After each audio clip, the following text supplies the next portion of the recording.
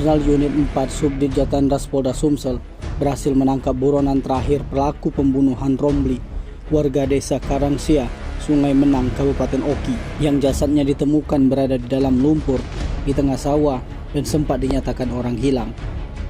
Pelaku bernama Iwan, warga Sungai Menang, Oki. Ia ditangkap berada di persembunyiannya di Padepokan, Kabupaten Karawang, Jawa Barat. Sebelumnya, Opsnal Unit 4 Jatanras lebih dulu menangkap otak pelaku pembunuhan, yakni Sutrisno alias Ken, dan mendapat tindakan tegas petugas.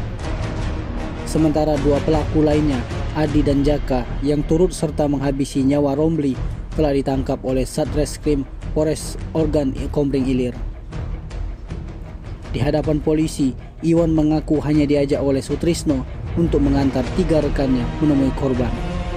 Sebelumnya, warga dihebohkan dengan menemukan mayat pria yang terkubur di kubangan lumpur berada di tengah sawah di desa Sungai Menang, Kabupaten Oki.